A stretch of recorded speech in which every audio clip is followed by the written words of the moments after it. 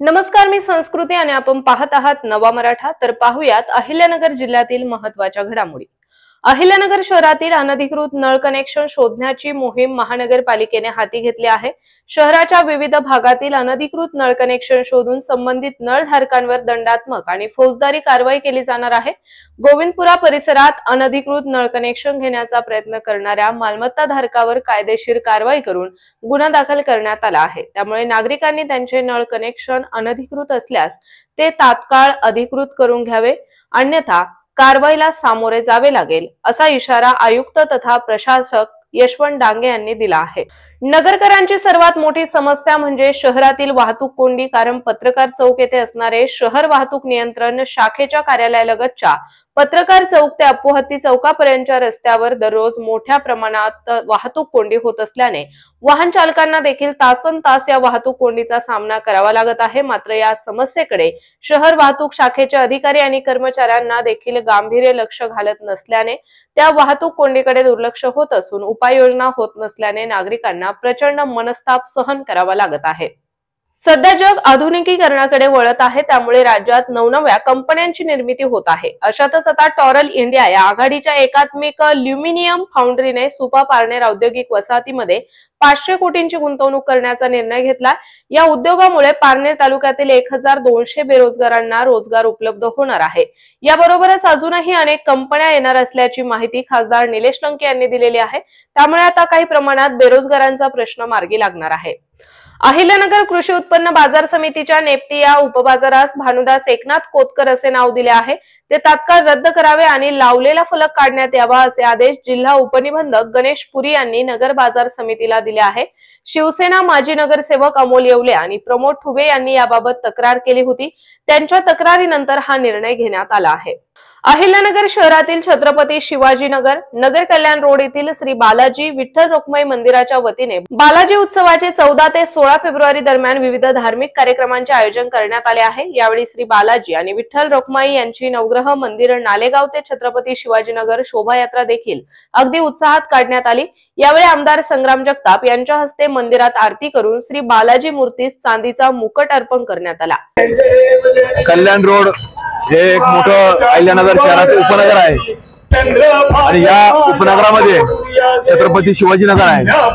इथे एक तिरुपती बालाजी देवस्थान, त्याच वरती एक बालाजी देवस्थान या ठिकाणी नळकांडे परिवाराच्या पुढाकारातून काही वर्षांपूर्वी निर्माण झालं आणि लोकांची अगदी श्रद्धा भावनी एक चांगल्या प्रकारची भावना आहे देवस्थान बद्दल निर्माण झाली।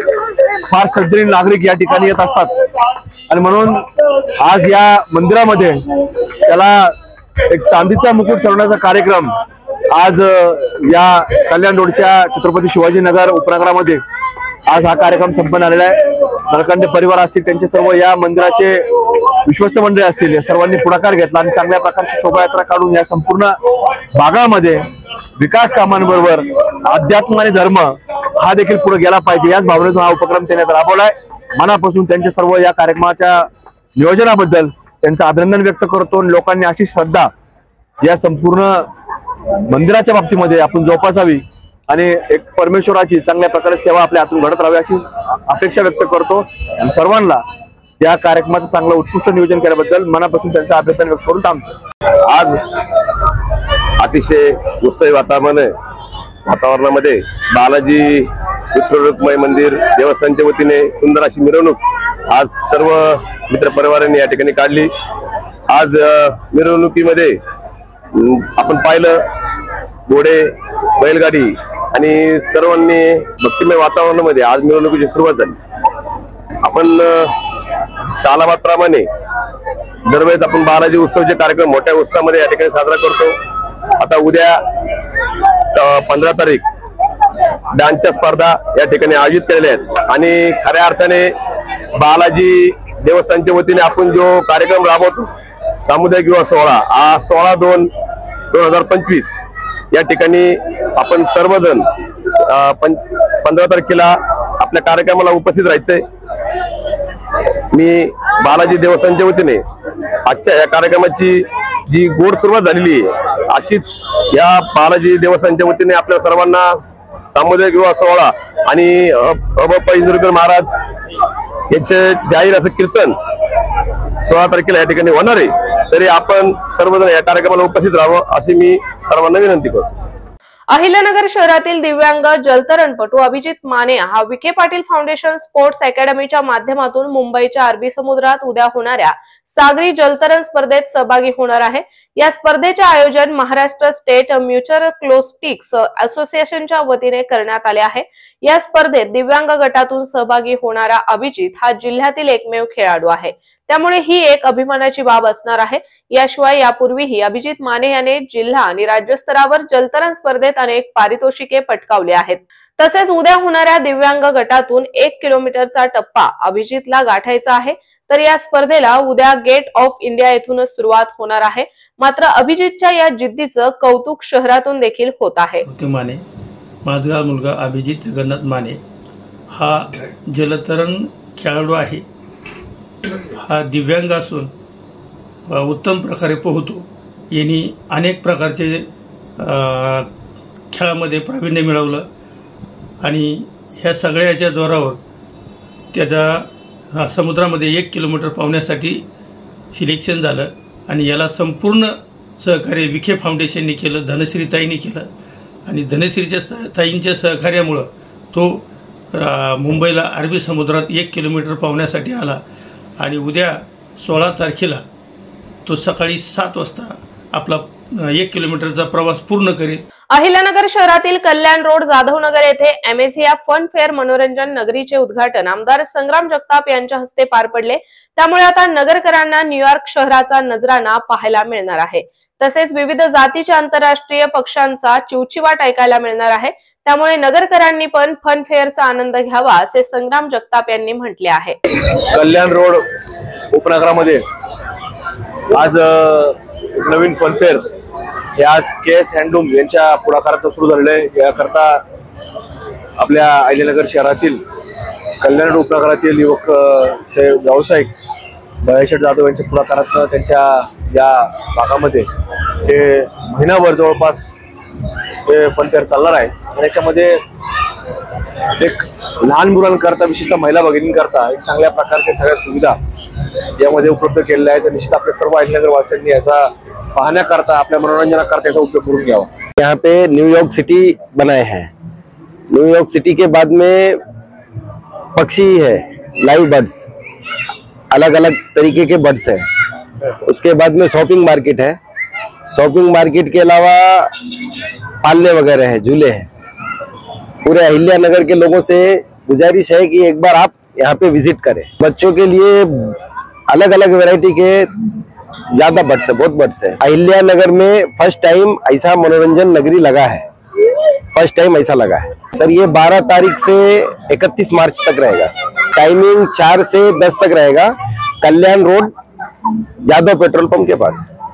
अहिल्यानगरमध्ये 67वी वरिष्ठ राज्य अजिंक्यपद महाराष्ट्र केसरी कुस्ती स्पर्धेमध्ये पृथ्वीराज मोहोळ आणि शिवराज राक्षे यांच्यात अंतिम कुस्ती झाली। मात्र यावेळी पृथ्वीराज मोहोळ हा विजय झाला।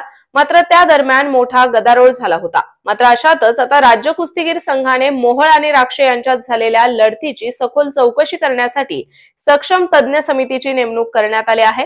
या समितीच्या प्रमुखपदी शिवछत्रपती पुरस्कार प्राप्त आणि कुस्तीचे आंतरराष्ट्रीय पंच प्राध्यापक विलास कथुरे यांची नियुक्ती करण्यात आलेली आहे। यासोबतच त्यांच्या बरोबर 4 तज्ञ पदाधिकाऱ्यांची देखील नियुक्ती करण्यात आली आहे। ही समिती वादग्रस्त ठरलेल्या लढतीतील पंचांच्या निर्णयाची सखोल चौकशी करून 28 फेब्रुवारी पर्यंत महाराष्ट्र राज्य कुस्तीगीर संघाकडे अहवाल सादर करणार असल्याची माहिती राज्य कुस्तीगीर संघाचे सचिव योगेश दोडके यांनी दिली आहे। एक अत्यंत महत्त्वाची बातमी आहे। अहमदनगर जिल्हा माध्यमिक शिक्षण सोसायटीच्या संस्थेचा पंचवार्षिक निवडणूक कार्यक्रम जारी करण्यात आलाय। मात्र परीक्षा कालावधीत जारी करण्यात आलेली माध्यमिक शिक्षक सोसायटी निवडणूक प्रक्रिया पुढे ढकलण्याची मागणी विरोधी संचालकांच्या वतीने करण्यात आली आहे। या मागणीचे निवेदन जिल्हा उपनिबंधक कार्यालयातील अधिकारी मुटकुळे यांना देण्यात आले। त्यामुळे आता यावर काय तोडगा निघणार याकडे सर्वांचे लक्ष असणार आहे। शमशुद्दीन बशीर सय्यद यांच्या कारचा 26 जानेवारी 2020 मध्ये रस्ता अपघात झाला होता। त्यांनी आपल्या कारच्या नुकसान भरपाईसाठी संबंधित इन्शुरन्स कंपनीकडे कागदपत्रांसह दाव्यासाठी अर्ज केला होता। मात्र इन्शुरन्स कंपनीने अर्जदाराचा दावा विनाकारण नाकारला होता। मात्र आता जिल्हा ग्राहक तक्रार निवारण आयोगाने एचडीएफसी इर्गो जनरल इन्शुरन्स कंपनीला कार मालकास नुकसान भरपाई देण्याबाबतचे आदेश दिले आहे।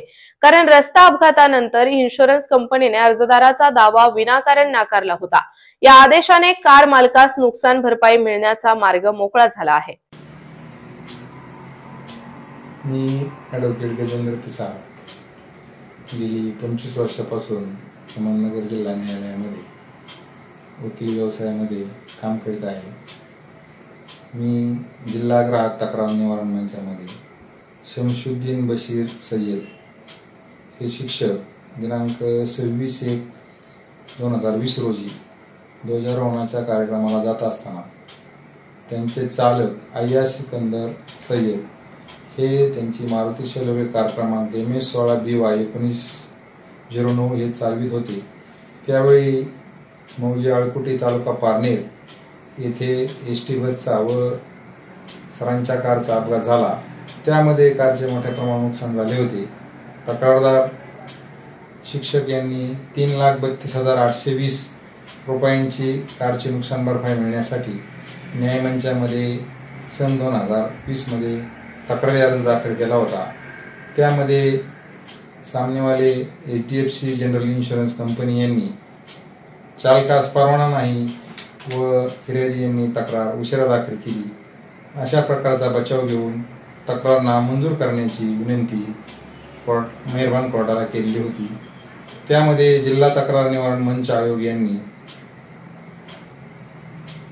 येथील न्यायाधीशांनी सर्व कागदपत्रांची पाहणी करून तक्रारदार यांचा अर्ज मंजूर करून त्यांना 2,07,700 रुपये व त्यावर 6% व्याज व अर्जाचा खर्च तसेच शारीरिक मानसिक त्रासापोटी 17,000 देण्याबाबत आदेश केल्याने तक्रारदारांना चांगल्या प्रकारचा न्याय न्यायमंचाने दिलेला आहे। त्यामुळे सर्वसामान्य ग्राहकास चांगला न्याय मिळाला असल्याची भावना जनमानसात पसरली आहे। सदरच्या निकालाबाबत मी समाधानी आहे। अशा प्रकारच्या ग्राहकाला न्याय मिळाल्याबद्दल मी या ठिकाणी जिल्हा ग्राहक तक्रार निवारण मंच अहिल्यानगर यांचे आभार मानतो। तर अशाच माहितीपूर्ण बातम्यांसाठी चॅनलला सबस्क्राइब नक्की करा।